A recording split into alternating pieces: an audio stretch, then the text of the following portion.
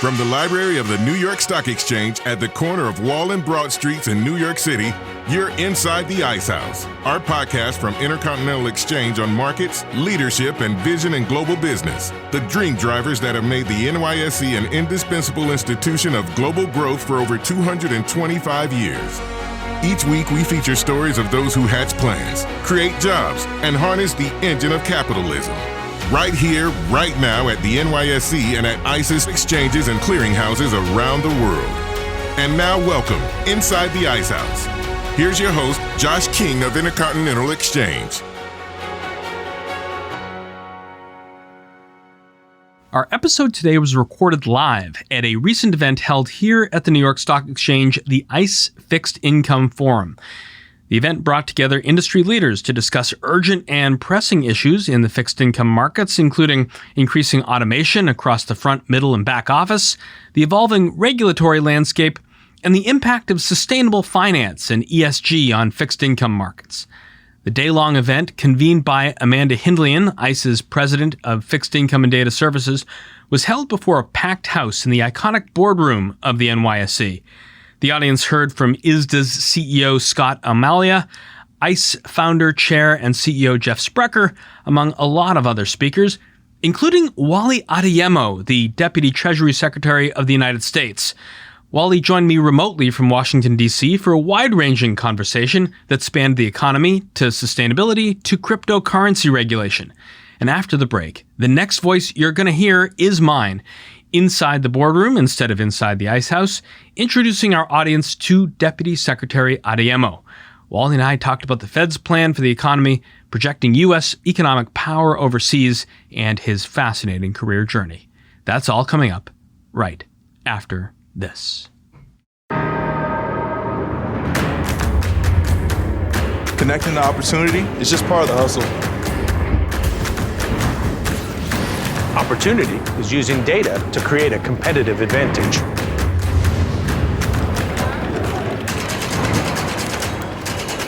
It's raising capital to help companies change the world. It's making complicated financial concepts seem simple. Opportunity is making the dream of home ownership a reality. Writing new rules and redefining the game. And driving the world forward to a greener energy future.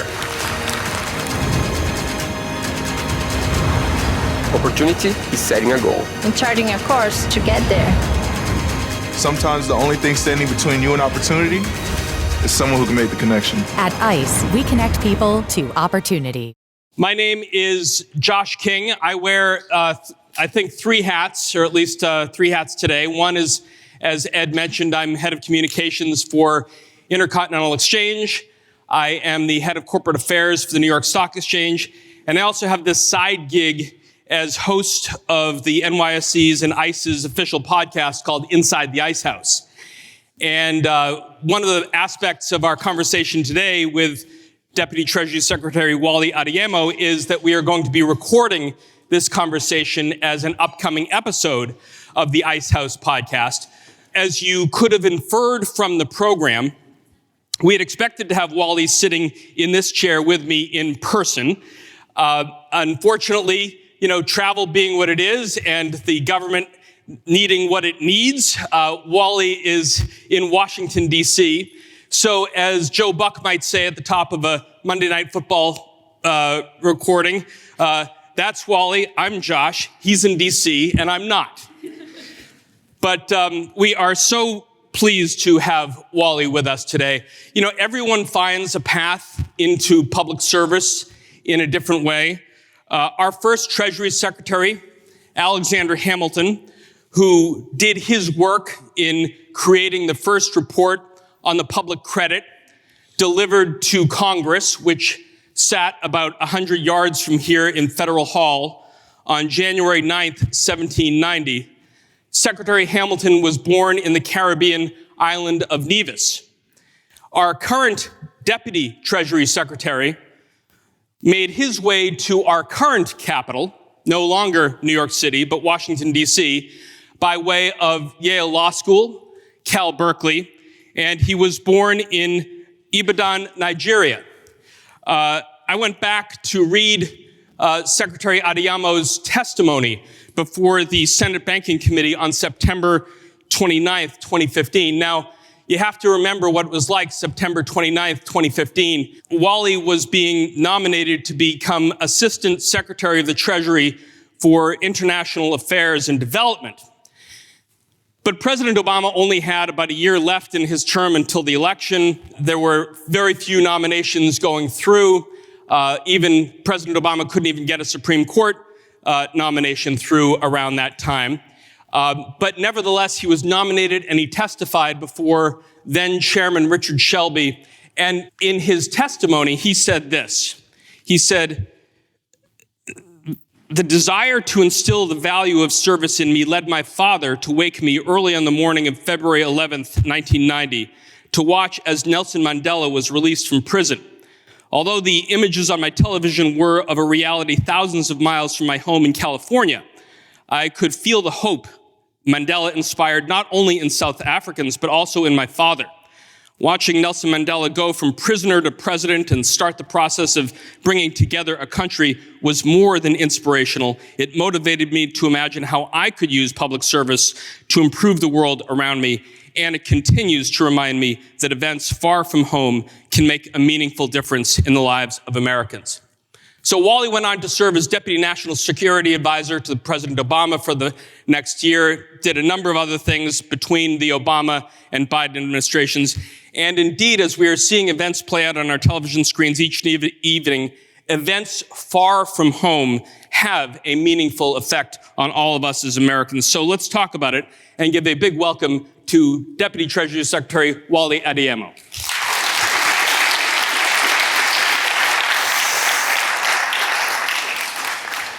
Secretary, we are sitting just a few hundred feet from the place where Secretary Hamilton did his original work on the public credit. I've heard you mention him in several of your talks. Do you reflect much on his legacy as you are working in the building that bears his name? Well, Josh, let me start out by saying thanks to you for having me today. I'm disappointed I can't be there with you in person, but appreciate the opportunity to talk to you virtually. And yes, I think everyone who works at the Treasury Department reflects back on what Secretary Hamilton did and how it continues to influence the way we think about monetary policy and economics in our country, and to try and celebrate that legacy. So I listened to the commencement address that you offered probably about a year and a half ago at Cal Berkeley. Mr. Secretary, you relayed a story to graduates of the way so many administrations end, and this is probably early 2017. President Obama is calling members of his staff in for individual pictures and chats as people who've served him for so long head off into the rest of their lives. And he said this to you. He said, even though your mother was pretty skeptical, he said, with absolute certainty, you are going to be just fine, Wally. And, you know, given the current climate and the concern that all of us in the room probably feel, can you say with equal certainty what President Obama said to you? Can you say to all of us, we're going to be just fine? I think we're going to be better than fine, frankly. I just got back from a trip to Asia that I did last week. And one of the things that is always helpful is when you go abroad, you see how people think about the United States. And my counterparts in Asia wanted to ask about how they could get involved in some of the investments around the Inflation Reduction Act, talk about the bipartisan infrastructure bill and what that meant in terms of U.S. investment and economic growth. So my views were going to be better than fine, largely because of the decisions we've made here in the United States to invest in our future. So I feel good about where we're headed, and I feel better about America than my mother felt about me then when President Obama said I was going to be just fine. So I want to drill a little bit into your trip to Asia that was just concluded last week, because on the matter of events far from home having a meaningful difference in the lives of Americans, which you told Senator Shelby as you sat in the committee room, we have been tracking all of the movements that you've been on over the last week. You were in Bangkok for the APEC finance leaders ministerial. We watched also, after you got back over the weekend, the 20th Party Congress of the Chinese Communist Party in Beijing, where President Xi Jinping was appointed the day after the conference to really an unprecedented third term. How would you rate the United States' relative position as regards Asia as we head into 2023? I'd say that our relative position is stronger today than it was 2 years ago, largely because of what we've done in the country to both get past the COVID pandemic, which in many ways is still impacting China as they're dealing with COVID-0, both because of the economic investments we made, but what we've done from a public health standpoint.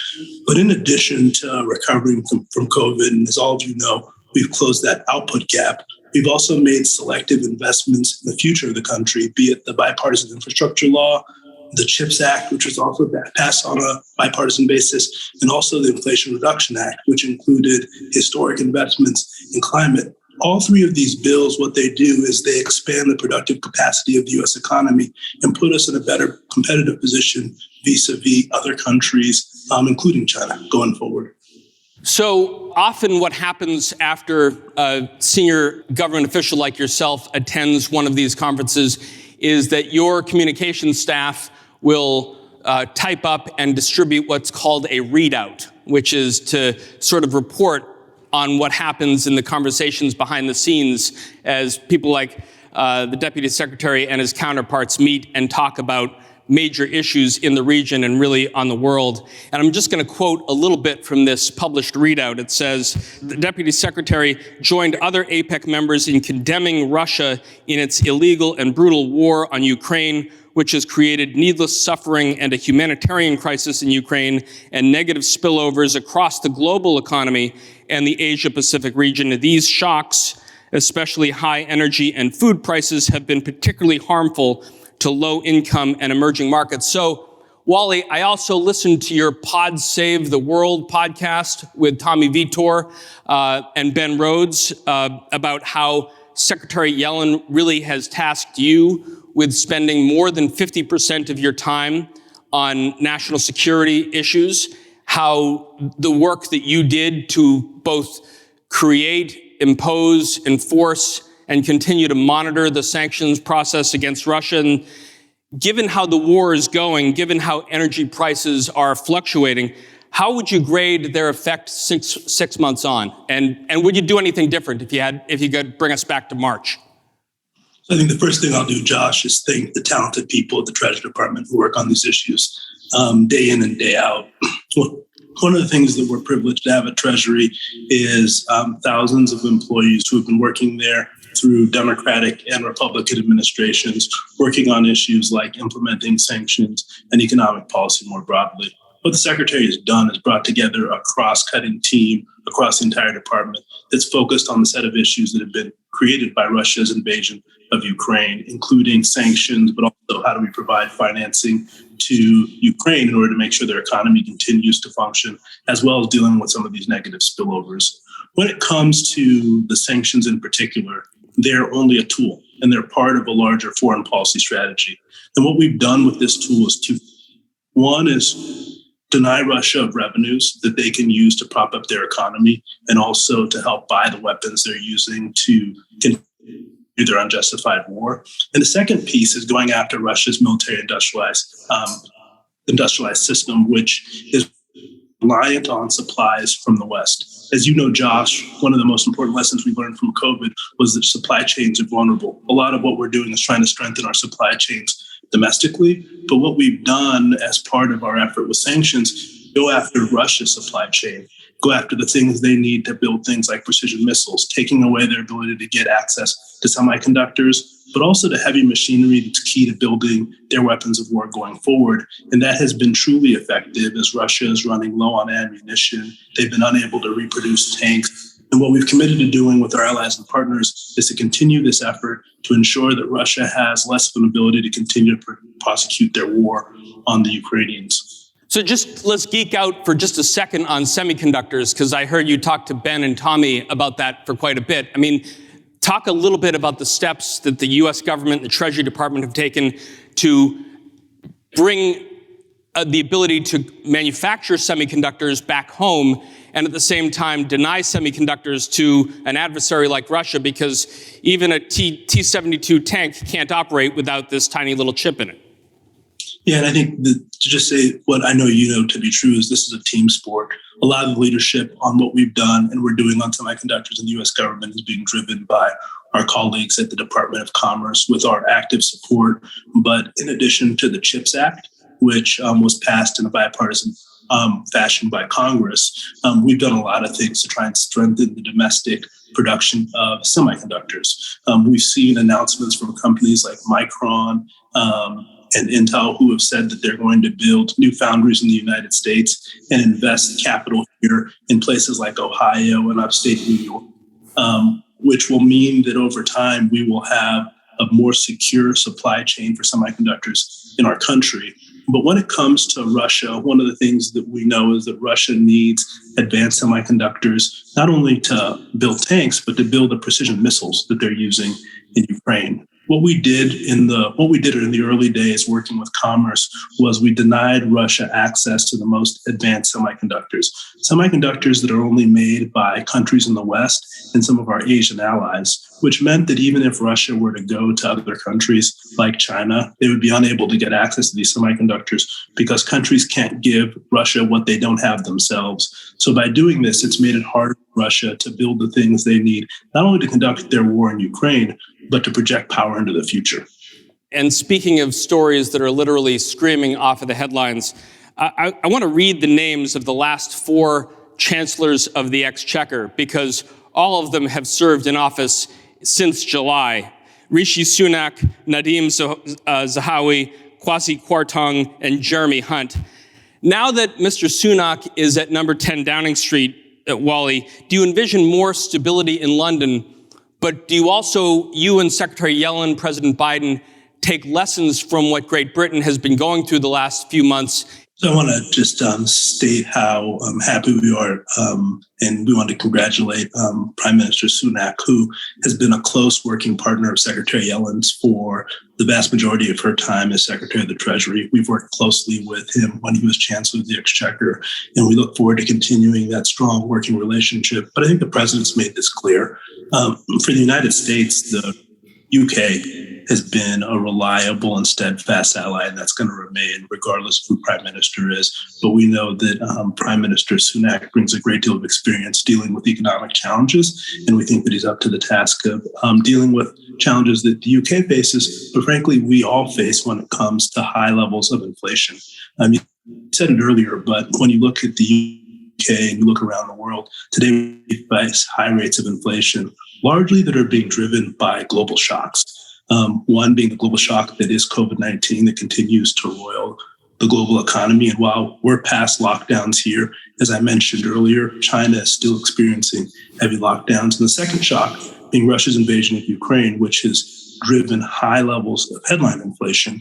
I think what we've seen over the course of the last several months is that markets are paying a great deal of attention to how fiscal policy supports or doesn't support the work that monetary policy is doing to bring down inflation. I think that's what speaks to the logic of the Inflation Reduction Act, where we're making targeted investments in expanding the capacity of the economy, but also taking steps to reduce our debt and deficits in order to make sure that we're working in combination with the work that the Fed is doing to try and bring down inflation over time. I think it's going to be critical that we also take steps over time to put ourselves on a more sustainable path.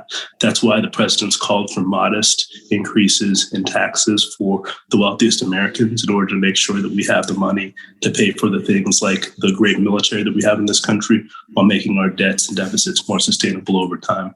So then talking about higher levels of inflation and the efforts that you and Secretary Yellen and the administration have done through passage of the Inflation Reduction Act, I wanted maybe to pivot a little bit to one of the other aspects that you try to balance on the scale, and that is how and whether and when the United States may go into recession.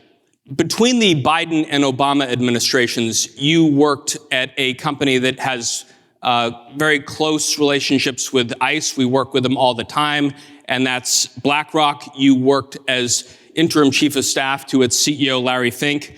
Larry was one of the first guests of Jim Cramer on Mad Money just a few weeks ago in July, when Mad Money moved its home to the New York Stock Exchange. And he told Jim on the set, he said, "The Federal Reserve's tool is to tighten, and through tightening, they limit demand. So is there a risk of recession? Sure there is. And even if there is one, it's going to be quite mild. The financial foundation of America is as strong today as ever." Do you concur with what Larry said? What I will say is that I agree that America is well positioned going into what I would say is a number of headwinds, many of which are coming from abroad, to deal with them. And I think part of that strength comes from the fact that consumer and corporate balance sheets are far stronger than they've been in a long time. We also have an employment picture that is quite healthy, with unemployment being at historic low levels. And we also entered this period with momentum in the economy that's being driven by corporates, which have done quite well in terms of demand. So I do think that we are coming from a position of strength as we go into a period where we're dealing with headwinds, both continued from COVID and also from Russia's invasion of Ukraine. Another topic that Larry brought up, and he's never shied away from despite so much pushback from 19 state attorneys general across the United States, is his view on ESG issues and climate change initiatives. One of the initiatives, Wally, of the Inflation Reduction Act is to help the Biden administration meet its goals of cutting U.S. carbon emissions by half by 2030 and getting to net zero by 2050. What is the role of the Treasury Department in mitigating climate change when considering that its central mandate is to really operate and maintain systems that are really critical to the nation's financial infrastructure?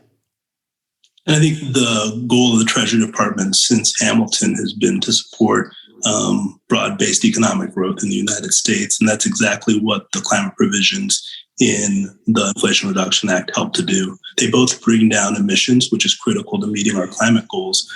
But the more than $300 billion of investment that is part of the Inflation Reduction Act targeted towards climate and creating a clean energy economy, private sector and university estimates say that it will unlock up to $3 trillion of investment in the United States and help support more than 1 million jobs going forward. So the reality is that we think that we can do two things with the climate provisions, both meet our climate goals, but also support our economic growth over time. And today, more than ever, we should think about these not only as climate goals, but as energy security goals, given the importance that moving away from fossil fuels has to putting us in a better position to deal with challenges like the one we're facing now as Russia weaponizes energy in the context of Europe when it comes to natural gas.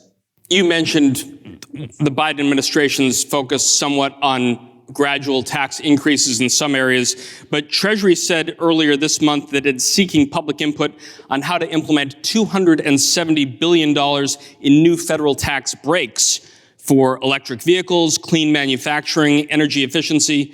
Why is the department soliciting public input on it, and what are you hearing from them? So a big part of this for us is that given the record amounts of money that are being invested in creating a clean energy economy, and to put this in context, in inflation-adjusted terms, this is almost twice as much money as was invested in the Marshall Plan in Europe.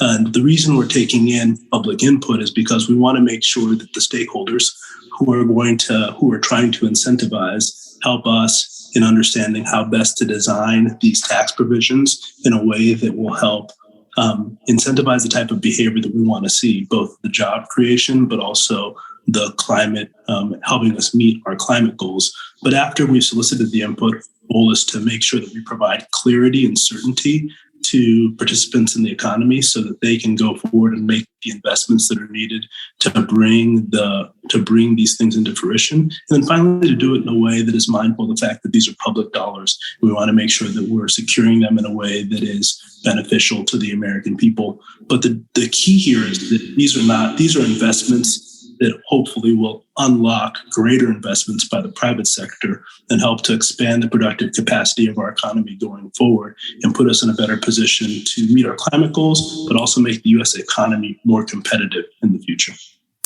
Cybersecurity is a topic that really is top of mind on a lot of folks in this room, Wally. You visited Israel about a year ago to establish a bilateral partnership to protect critical infrastructure in the financial sector, and also recognize the importance of cooperation on cybersecurity to protect the integrity, really, of the international financial system. You signed just a couple weeks ago a memorandum of understanding with the Israeli government saying, and I'm going to quote you here, "This partnership has already resulted in the sharing of real-time cyber threat data to prevent the spread of ransomware and other cyber attacks from impacting the U.S. financial sector." On a broader level, Wally, how would you rate our efforts to harden all of our infrastructure against intrusion, from financial exchanges to voting systems?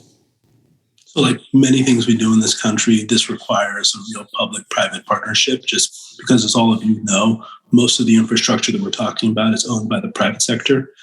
One of the things that I'm encouraged by is how deeply we have formed a relationship with the financial sector in particular to make sure that we're better hardening not only your systems, but really exchanging information and real-time information in order to protect us from state actors, but also cyber criminals who are attempting to take advantage of our systems going forward. I think the thing that I'll say is that while I think that our efforts have improved our security, it's an everyday task that we have to undergo. Each CEO that represents the companies in your room, I know, is spending more money and more time on this set of issues every day, because that's what it requires. And our goal in government is to make sure that we're helping to support you in that work by providing you with real-time information and helping you better understand how you can protect your systems going forward. And we're going to stay engaged on this because we know that it's not only critical to your businesses, but it's also critical to the U.S. economy. When you walked into the Geithner Treasury Department in 2009, when you worked in the Obama administration, just coming out of the financial crisis, Wally, unemployment was about 9 or 10%. If you look at the numbers today, they're about 4%, about half of what they were in 2009. How do you see the unemployment rate being affected by this effort on Secretary Yellen, the government's behalf, President Biden, to combat inflation? So as you know well, the people with the lion's share of the responsibility for dealing with inflation is the Federal Reserve.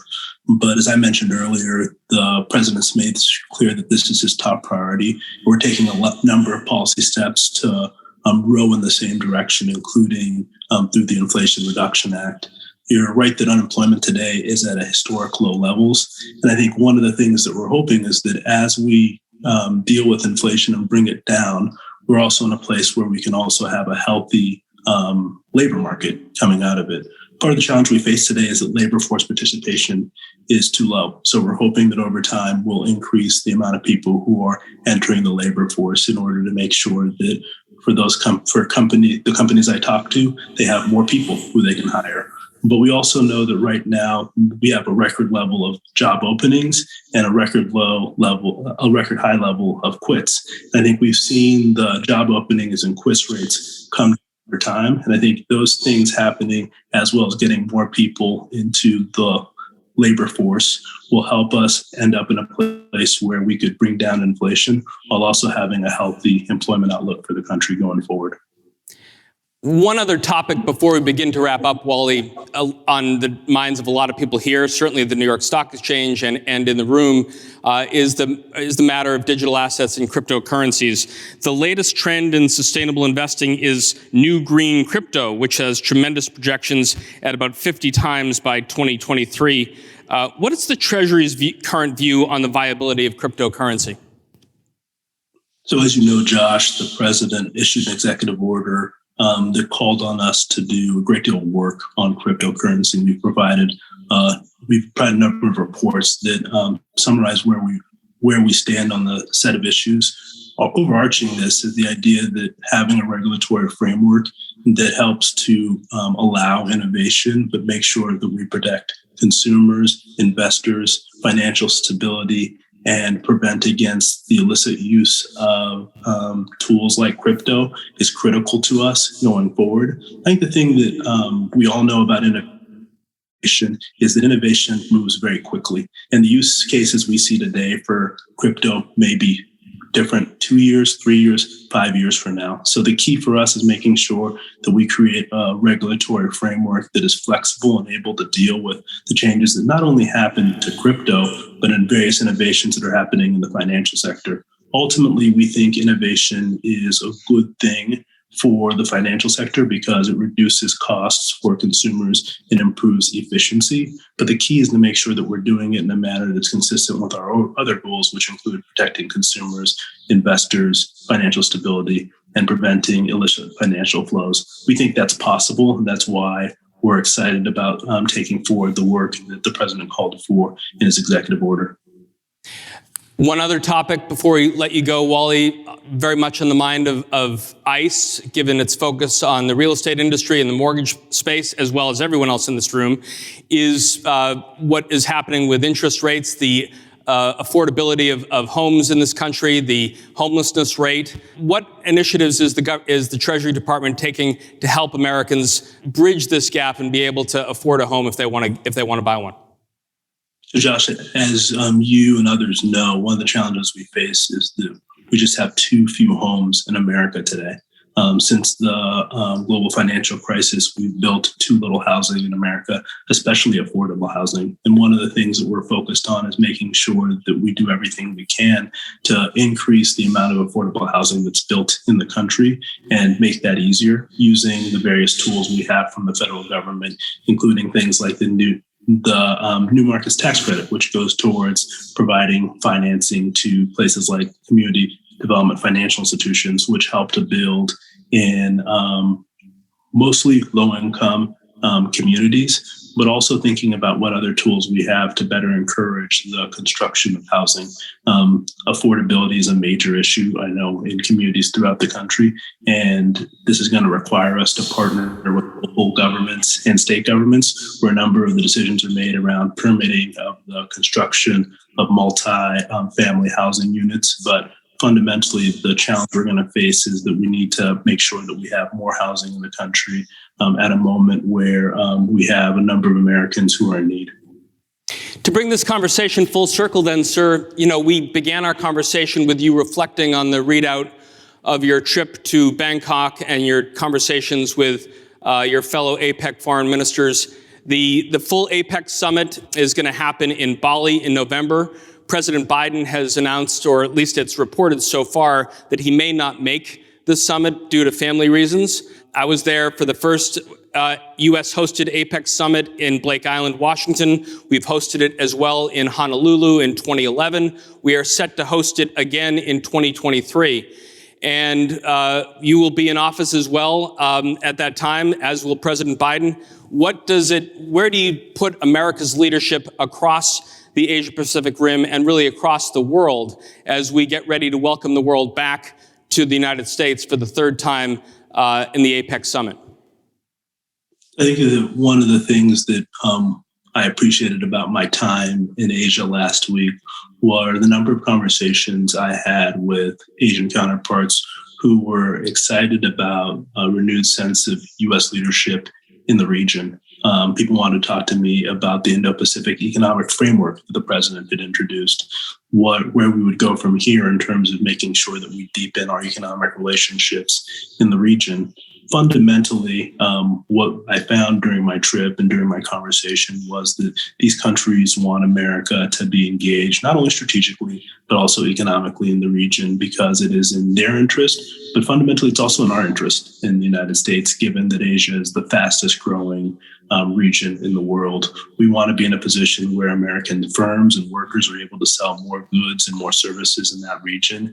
And they want to be in a position where they can connect with American innovation and ingenuity going forward. I think we are going into 2023 in a position where there are a great deal of global headwinds, but given both the determination of the American people and the investments we've made in the United States, we're well positioned to take advantage of our relative strength in the global economy and look forward to hosting APEC in the country next year, and to working with all of you, because ultimately one of the most important things in America that gives us this strength is the strength of our private sector and the flexibility of that private sector and the fact that countries want to engage with you. So I look forward to 2023 and we look forward to hosting APEC. We also look forward to working with all of you. Thank you so much for having me, Josh. It's great to see you. Thank you very much, Wally. Deputy Treasury Secretary Wally Adeyemo.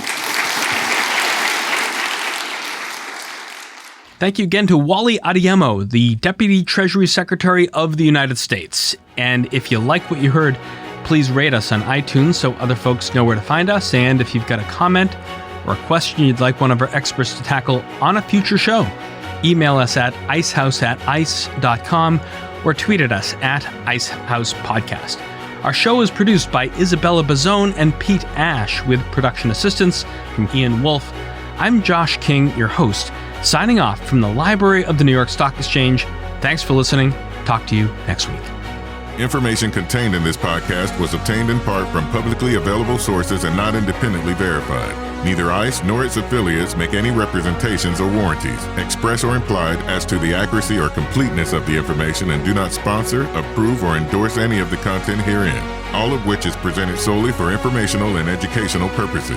Nothing herein constitutes an offer to sell, a solicitation of an offer to buy any security, or a recommendation of any security or trading practice. Some portions of the preceding conversation may have been edited for the purpose of length or clarity.